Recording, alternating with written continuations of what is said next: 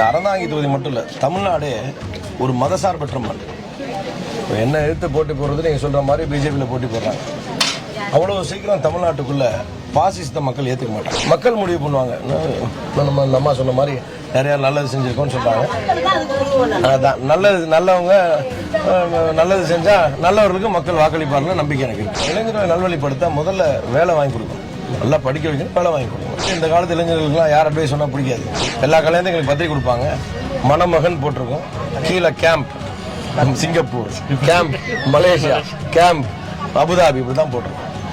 அந்த நிலை மாற வேண்டும். இந்த பகுதியில் ஒரு தொழில்பேட்டை கொண்டாடுறா, இங்கே படித்த இளைஞர்களுக்கு ஒரு தொழில்பேட்டை கொண்டாடுறது தான் அடுத்த பெரிய முயற்சியாக நான் எதிர்பார்க்குறேன்.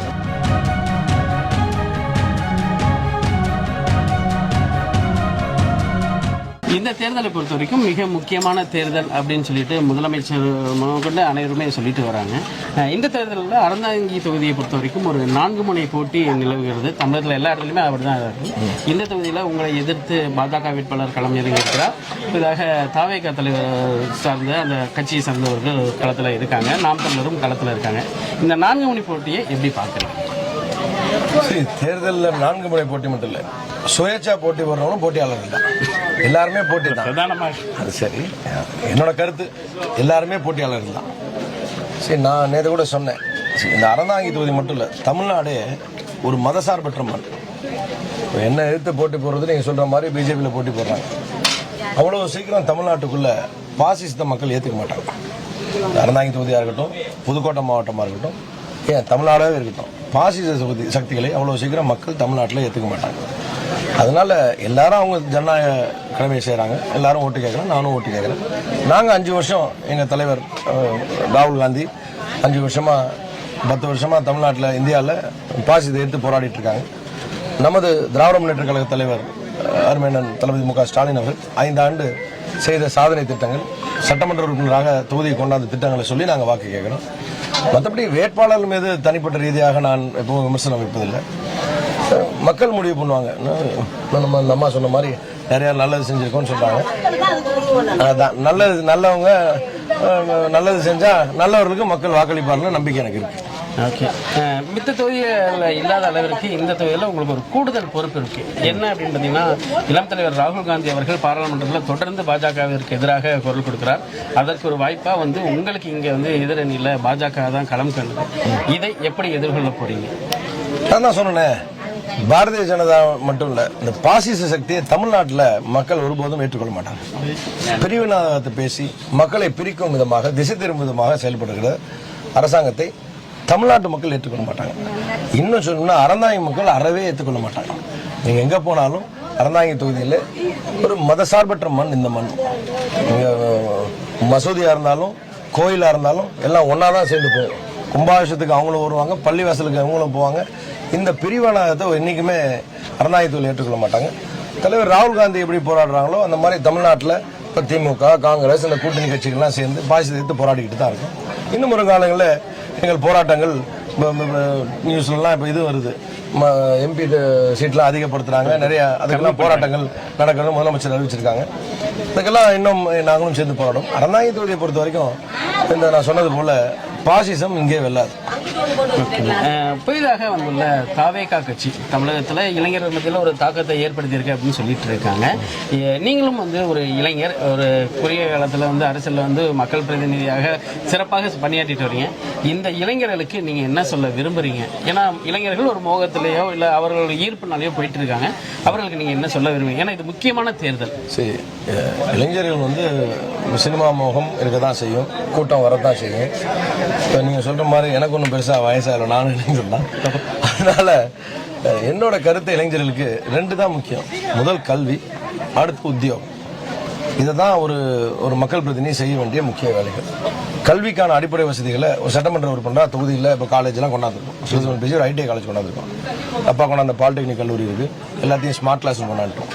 எல்லாம் ஏசி கிளாஸ் ரூம் ஆகியிருக்கும். நிறைய அரசு பள்ளிகளில் வகுப்புரை கொண்டாந்துருக்கோம்.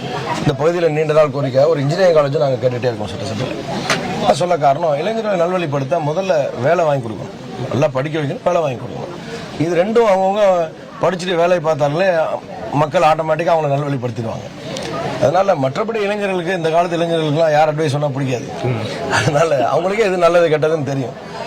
ஒரு மக்கள் பிரதிநிதியாக இந்த தொகுதியை பொறுத்த வரைக்கும் குறிப்பிட்டு சொன்னோம்னா கல்வியில் மேம்பாட்டுக்கும் உத்தியோகத்தில் அவங்களுக்கு வேலை வாங்கி கொடுக்கறதுக்கும் முழு முயற்சியோடு நாங்கள் செயல்படுவோம். ஓகேண்ணே, 5 ஆண்டு காலம் ஒரு சட்டமன்ற உறுப்பினராக பணியாற்றிட்டீங்க. பல்வேறு வளர்ச்சி பணிகளை இந்த தொகுதிக்கும் கொண்டு வந்திருக்கீங்க. இப்போ மீண்டும் ஒரு வேட்பாளராக களத்துக்கு போயிருக்கீங்க. நீங்கள் இந்த மீண்டும் சட்டமன்ற உறுப்பினராக வர பட்சத்தில் என்ன மாதிரி கோரிக்கைகளும் நிறைவேற்றணும்னு ஆசைப்பட்டுருக்கீங்க? இப்போ வேட்பாளராக இருக்கோம். 5 வருஷம் என்னென்னலாம் இந்த தொகுதியில் செஞ்சோமோ அதை சொல்லி ஓட்டு கேட்குறோம். அது மட்டும் இல்லாமல் இன்னும் 5 வருஷத்தில் என்னென்ன செய்யணும்னு ஆசைப்படுறோமோ அதையும் சொல்லி வாக்குகள் கேட்கணும். நான் சொன்னது போல பிரதானமாக நான் இந்த தொகுதியில் வாழ்வாதார பிரச்சனையை பார்த்தது குடிநீர் பிரச்சனை.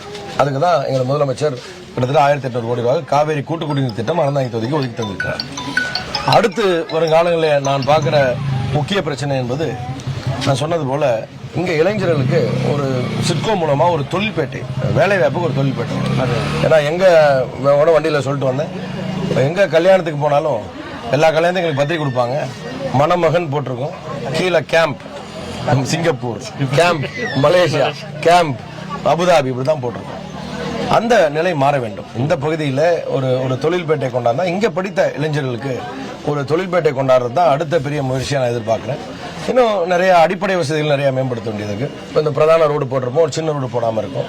நிறைய அரசு பள்ளிகள் இன்னும் மேம்படுத்த வேண்டியது இருக்கு. நிறைய மாதிரி பள்ளிகளில் கொண்டாட வேண்டியது இருக்கு. நிறைய அரசு பள்ளிகளை தரம் உயர்த்த வேண்டியது இருக்கு. அந்த பங்களிப்பு தொகை கட்டி நம்ம காத்துட்டு இருக்கோம்.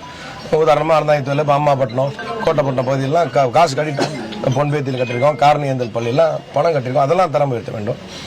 எல்லாத்துக்கும் போல பொதுவாக அடுத்த 5 வருஷத்தில் அடிப்படை வசதி மட்டும் இல்லாமல் நான் சொன்னது போல கல்வி மட்டும் இல்லாமல் உத்தியோகம், இளைஞர்களுக்கு வேலை வாய்ப்பு ஒரு தொழில்பேட்டை கொண்டாடுற ஒரு நோக்கத்தோட அதையும் மக்கள்கிட்ட சொல்கிறேன். இன்னொரு வாய்ப்பு தாருங்க, உங்கள் குரலாக சட்டமன்றத்தில் என் குரல் ஒலித்து முதலமைச்சர் அமைச்சர்கள் அணுகி தொழில் வேலை வாய்ப்புக்கான வேலைகள் நடைபெறும் என்று சொல்கிறேன், ஆசைப்படுறேன். ஓகே, இங்கே தொகுதி முழுதான் நாங்கள் போகும்போது மக்கள்கிட்ட கேட்கும்போது ஒரே விஷயம் சொல்கிறாங்க, ராமச்சந்திரன் எங்கள் வீட்டு பையன் அப்படிங்கிறாங்க. அந்த வார்த்தைகளை கேட்கும்பொழுது எந்த அளவுக்கு சந்தோஷமா இருக்கு? ஏன்னா எல்லாருமே வந்து சொல்லுவாங்க, அவர் எங்கள் வீட்டில் ஒரு பையன்ப்பா அப்படிங்கிற மாதிரி சொல்லிட்டு இருக்காங்க. அது எந்த அளவுக்கு ஒரு திருப்தியை கொடுக்குது உங்களுக்கு, மன நிறைவான திருப்தி?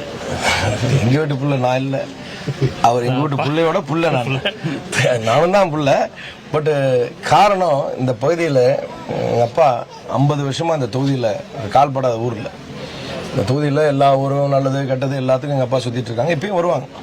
இப்போ நான் கூட போன வாட்டி மைக்கில் சொன்னேன், 50 வருஷம் எங்கள் அப்பா சுற்றிட்டு இருந்தாங்க, இப்போ 10 வருஷமாக கோயிலில் நேர்ந்து விட்ட மாதிரி நான் சுற்றிட்டு இருக்கேன். நல்லது கெட்டது சரி, அது பாசத்தின் வேறுபாடு தான். நான் சொன்ன மாதிரி எம்எல்ஏ போகிறான்னு சொல்கிறதோட திருநாவுக்கரசர் பையன் போகிறான்னு சொல்கிறது தான் இங்கே வந்து மக்கள் ஒரு ஆசையோடு ஒரு வாஞ்சியோடு என்ன வரவேற்கிறார்கள். அந்த அன்புக்கும் அந்த ஆதரவுக்கும் நம்பிக்கைக்குரியவனாக இருக்கணும்.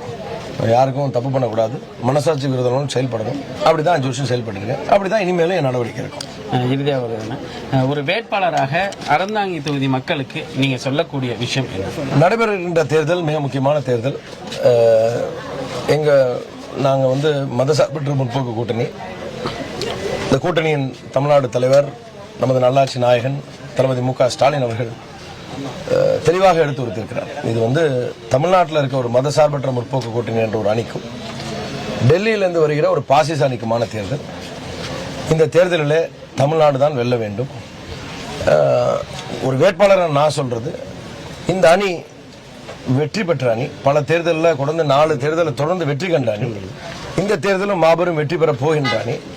அறந்தாங்கி தொகுதியிலே 5 ஆண்டு காலம் இந்த தொகுதியிலே இந்த மக்களின் குரலாக என்னால் முடிந்த நன்மைகளை, இன்னும் சொல்லணும்னா சக்திக்கு மீறி இந்த தொகுதியில் சட்டசபையில் பேசி நிறைய திட்டங்கள் கொண்டாந்துருக்கோம். இன்னும் இந்த தொகுதியில் நிறையா செய்யணுன்ற ஆசையோடும் நம்பிக்கையோடும் நீங்கள் சொல்கிற மாதிரி வயசும் இருக்குது செய்கிறதுக்கு. அதனால் இன்னும் இந்த பகுதியில் நிறையா செய்கின்ற நோக்கத்தோடு இந்த தொகுதியில் மக்கள் மீண்டும் ஒரு முறை எனக்கு பெருவாரியான வித்தியாசத்தில் வெற்றி தேடித்தர வேண்டும் என்பதோடு மக்களை சென்ற இடத்தெல்லாம் போன வாட்டி 30-32 வாக்கு வித்தியாசத்தில் வெற்றி பெற வைத்தீர்கள். இந்த வாட்டி அதோட அதிகமாக வாக்கு வித்தியாசத்தில் வெற்றி பெற வேண்டும் என்று பணிவன்போடு கேட்டுக்கொண்டு இன்னும் 5 ஆண்டு காலங்களில் இந்த பகுதியில் நிறைய திட்டங்கள் கொண்டு வர முழு முயற்சி எடுப்பேன் என்று சொல்லிக்கொண்டு வேற ஏதாவது கேள்வி இருக்கா? உங்களுடைய தீவிர வாக்கு சேகரிப்புக்கு இடையே வசந்த் தொலைக்காட்சிக்கு நேரம் ஒதுக்கி பெற்றிருந்ததுக்கு நன்றி. நன்றி. வசந்த் தொலைக்காட்சிக்கு நேயர்களுக்கும் அன்போடு கேள்விகளை இங்கே வைத்த சகோதரர்களுக்கும் கேமராமேன் உட்பட அனைவருக்கும் என்னுடைய மனமார்ந்த நன்றியை தெரிவித்துக் கொள்கிறேன். வாழ்த்துக்கள்.